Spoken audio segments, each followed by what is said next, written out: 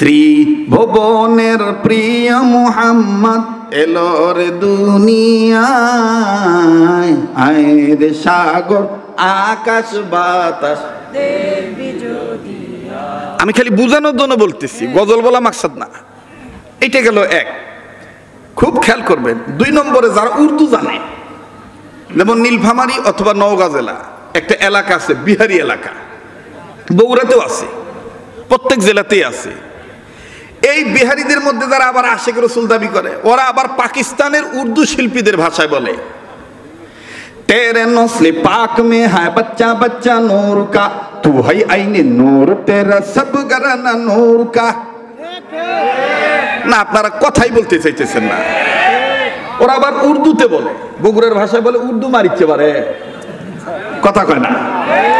तेरे नस्ल पाक में है बच्चा बच्चा नूर का, तू है आईने नूर तेरा सब घराना नूर का। नूर वाला आया है, नूर लेकर आया है, छाया मैया देखो कैसा नूर छाया है।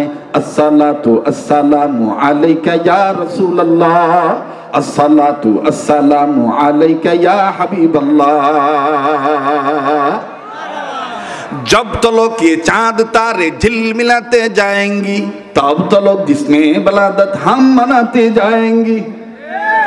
ना असंतुष्ट হইতেছে, হ্যাঁ আগাবো বলবো।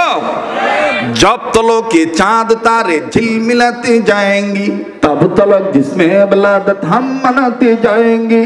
नूर वाला आया है, नूर लेकर आया है, छाया मैया देखो कैसा नूर छाया है। अस्सलातु अस्सलामु अलैका या रसूल अल्लाह, अस्सलातु अस्सलामु अलैका या हबीब अल्लाह। এই গেল 2 নম্বর গ্রুপ। 3 নম্বর আরেকটা গ্রুপ আছে, যারা বিভিন্ন পীরের কাছে মুরিদ হইছে। ওরা আবার দেখবেন যে ঢোল তবলা নিয়ে কি কায়দা করে কয়, কোন সাধনে পাবো গো নবীজি আপনাই, গো নবীজি কোন সাধনে পাবো আপনাই। এই গেল 3 নাম্বার। 4 নম্বর আরেকটা গ্রুপ আছে। বেজার হইতেছেন নাকি? না, মানে আমি দাবিদারদের সত্য না মিথ্যা এটা ফুটে তোলার জন্য একটু ডাইনে বামে বলতেছি। কষ্ট হচ্ছে নাকি? একটু কথা বলতে নিষেধ করেন দাদা। কি এখানে কি গল্প করতেছেন নাকি দাদা? একটু কায়দা করে একটু সরে দাঁড়ান, ডিস্টার্ব দিয়েন না। অনেকদিন পর আসছি, একটু মন খুলে কথা বলতে দেন নাকি করেন। এরপরে দেখবেন আর এক গ্রুপ আছে, কি কায়দা করে সুর দিয়ে কয়, আমি কেমনে পাবো নবীজি আপনাই, ওগো কামলি বহালা, কেমনে পাবো নবীজি আপনাই। আমি কেমনে পাবো নবীজি আপনাই, ওগো কামলি বহালা, কেমনে পাবো নবীজি আপনাই।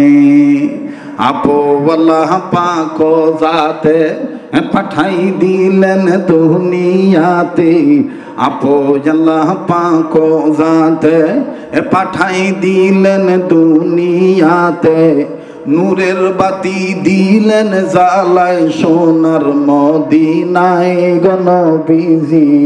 আমি কেমনে পাবো নবী গো আপনাই, ওগো কামলিওয়ালা, কেমনে পাবো নবীজি আপনাই। বললে সব হবে, গুনাহ হবে না, কথা সত্য, কিন্তু মতলব খারাপ। এজন্য একটু বলেন না, কথাটা বলেন না। আমি কেমনে পাবো নবীজি আপনাই, ওগো কামলিওয়ালা, কেমনে পাবো নবীজি আপনাই। যুবক ভাইরা গলাটা ছাড়ো না, আওয়াজ দাও না, শয়তানকে ভাগাও। আমি কেমনে পাবো নবীজি আপনাই, ওগো কামলিওয়ালা, কেমনে পাবো নবীজি আপনাই। মারহাবা কন। বাস, আর গ্রুপ না বাড়াই। এই গ্রুপগুলোর কাছে যদি খালি যদি কোন আল্লাহর আইন চাই, সৎ লোকের শাসন চাই, শরীয়তের বিধান আল্লাহর জমিনে কায়েম হোক, তাইলেই দেখবেন মুসরা দিবি। মিলাদ পড়বেন বাধা নাই, গজল গাইবেন বাধা নাই, ওয়াজ করবেন বাধা নাই, ইমামতি করবেন বাধা নাই, মাদ্রাসা পড়াবেন বাধা নাই, আমার ভাইরা, কিন্তু যখনই আল্লাহর জমিনে আল্লাহর আইন কায়েম করার জন্য একটু আন্দোলন করবেন, বক্তব্য দিবেন, হাতে পায়ে ধরবেন, গাও শুকতাবেন বা গাও ধোয়া মোছা করবেন, তখনই বলবে যে আমি এই দলে নাই। এই কথাটাই কবি নজরুল অনেক দিন আগে আমাদেরকে বলে দিয়ে গেছে। নবীদের কথা শুনে, নবীদের কথা শুনে সবাই কান্দে, কিন্তু নবীর সমাজ গড়ার কাজে যত দ্বন্দ্ব মনে বাজে, কিন্তু নবীর সমাজ গড়ার কাজে যত দ্বন্দ্ব মনে বাজে। বলেন, কিন্তু নবীর সমাজ গড়ার কাজে যত দ্বন্দ্ব মনে বাজে। ঠিক কিনা আমার ভাইরা? এই জন্য বলতে চাই, চোখ দিয়েছেন কে? বলেন কে? জোড়া না বেজোর? হাত কে দিয়েছেন? কয়টা? একটা না দুইটা? জোড়া করে দিয়েছেন কে? পা দিয়েছেন কে? জোড়া করে দিয়েছেন কে? ঠিক আল্লাহ পাকও বলেছেন, আমি কিন্তু একা না।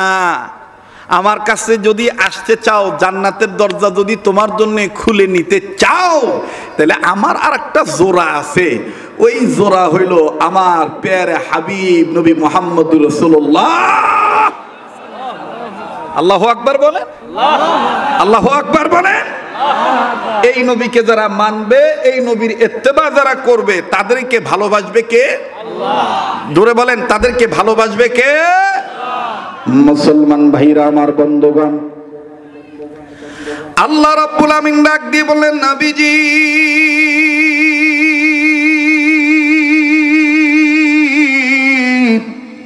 এই পৃথিবীর জমিনে যারা মানুষ রূপে জন্ম নিল, এই মানুষদেরকে আমি আল্লাহ রাব্বুল আমিন ভালো বানাবার জন্য নবী গো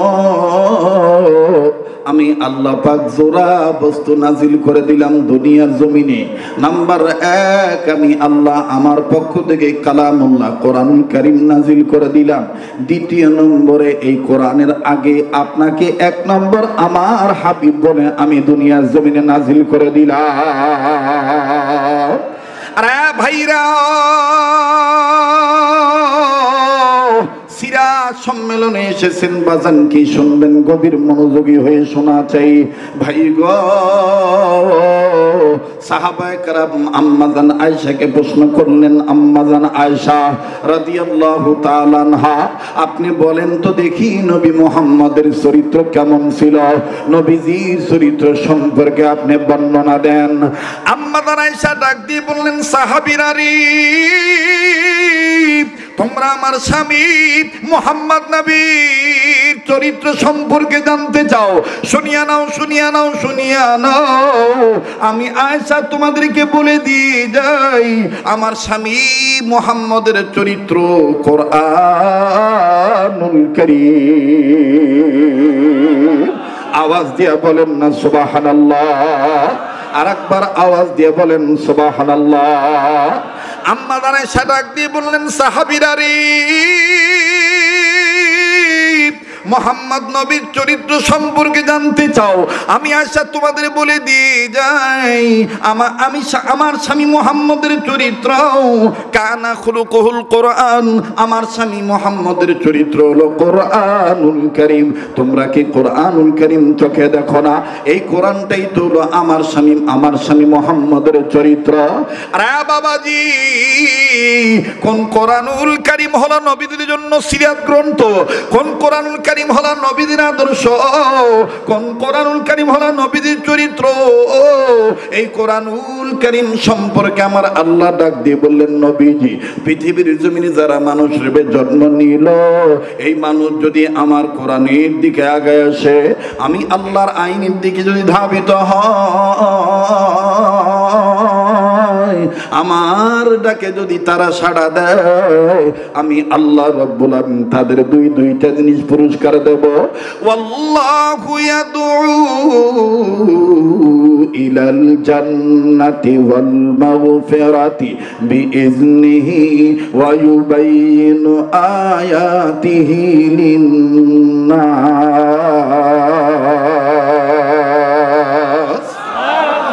আল্লাহ ডাক দিয়ে বললেন, নবীজি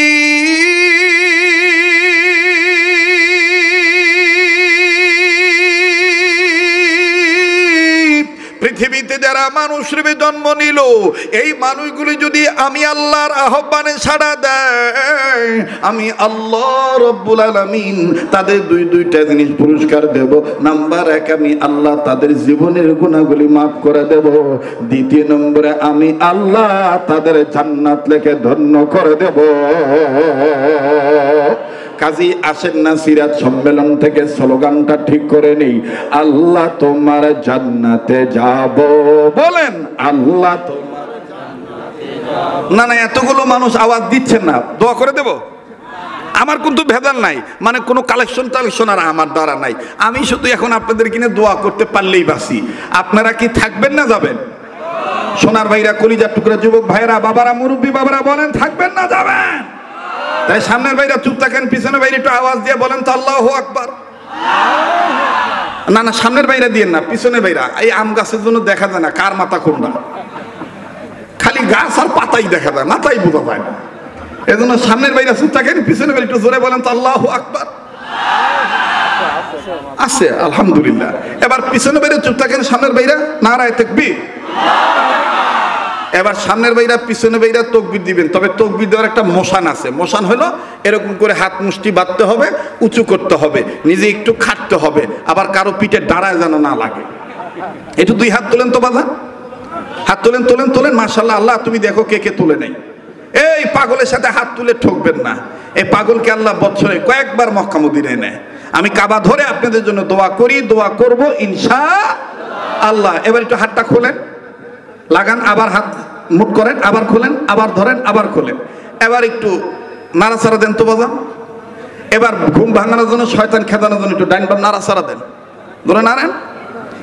আর মুজাহিদের কণ্ঠ নিয়ে, বিপ্লবী কণ্ঠে ইসলামী আন্দোলন কর্মী হয়ে উর্বর জমিনে বর্বরতাকে দাফন করার লক্ষ্যে বলেন তো দেখি আল্লাহু আকবার, লিল্লাহি তাকবীর, লিল্লাহি তাকবীর, লিল্লাহি তাকবীর। হাত নামান, কষ্ট দিলাম, বেজার হইলেন? হ্যাঁ, তাইলে একটু মেহেরবানি করে আবার আওয়াজ দিয়ে বলেন তো আল্লাহ তোমার জান্নাতে যাব। বলেন, আল্লাহ তোমার জান্নাতে যাব। মাশাআল্লাহ, ভালো লাগতেছে, খুব ভালো লাগতেছে। আমি তো ভাবছিলাম আমাকে ভুলেই গেছে, এখন দেখছেন না আসলে আমাকে অন্তরে থইছে। অন্তরে থইলে অন্তরের মহব্বত আলাদা, কথা বলেন ঠিক কিনা? আল্লাহ তোমার জান্নাতে যাব। বলেন, আল্লাহ তোমার জান্নাতে যাব। তোমার কোরআন মেনে নিয়ে জীবন চালাবো, তোমার কোরআন মেনে নিয়ে জীবন চালাবো। ও আল্লাহ তোমার জান্নাতে যাব। বলেন, আল্লাহ তোমার জান্নাতে যাব। জোরে জোরে কর মারহাবা, আরো জোরে কর মাশাআল্লাহ। আমার ভাইরা, আমার বন্ধুরে, ঘাবড়াবেন না। হুজুর বুঝি অনেকদিন পর আসছি, এতদিন ওয়াজ করতে পারে নাই, আজকে হুজুর চান্স পাইয়া মনে হয় রাত্র শেষ করে দিবি না। বাজান, অল্প সময়ের মধ্যে আমি কথাটা ফিনিশিং দিয়ে দোয়া করে বিদায় নিয়ে চলে যাব। একটু গভীর মনোযোগী হওয়া চাই, লক্ষ্য করে শুনবেন বাবা। নবীর সিরাত হলো কোরআনুল কারীম, নবীর আদর্শ হলো প্র্যাকটিক্যাল কোরআনুল কারীম। কথা বলেন ঠিক কিনা? এই নবীর দিকে যখন আসতে চাইবি, এই নবীর আন্দোলন যখন আপনি মানবেন, তখন নানাবিধ বাধা আসবে, নানাবিধ আমার বন্ধুগণ প্রতিবন্ধকতা আসবে। আমার আপনার জেনে রাখা দরকার, আল্লাহ পাক ডাক দিয়ে বললেন, নবীজি কোন কোরআনুল কারীমকে আমি আল্লাহ আপনার সিরাত গ্রন্থ বানায় দিলাম, এই কোরআনুল কারীম সম্পর্কে আমি আল্লাহ আপনাকে জানায় দিলাম। মহান রব বলেন সূরাতুজ জুমারের 41 নম্বর আয়াত দ্বারা আল্লাহ জানালেন, ইন্না আনজালনা আলাইকাল কিতাবা লিন্নাসি বিল হক فمن اهتدى فلنفسه ومن ضل فإنما يضل عليها وما أنت عليهم بوكيل।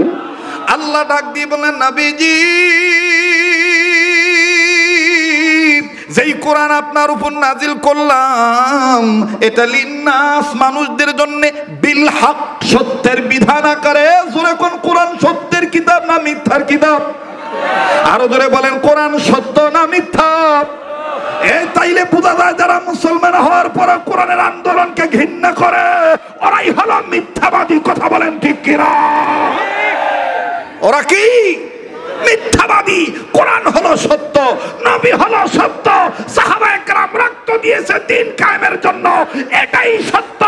এটাকে যারা মোল্লা তন্ত্র বলে গালি দেয় এরা রাম চ্যাটার্জির মুখার্জির দালাল, এরাই অসত্য। এই খালের মোড়া কুত্তাদেরকে লাথি মেরে বঙ্গোপসাগরে ফেলে দেওয়া দরকার। তাকবীর, লিল্লাহ তাকবীর, আল্লাহু আকবার। ইসলামের শত্রুরা হুঁশিয়ার সাবধান, হুঁশিয়ার সাবধান, ইসলামের শত্রুরা। লিল্লাহ তাকবীর। মুহতারাম হাজিরিন, আপনাদের উর্বরতা দেখে খুব ভাল লাগতেছে। আসলে বগুড়ার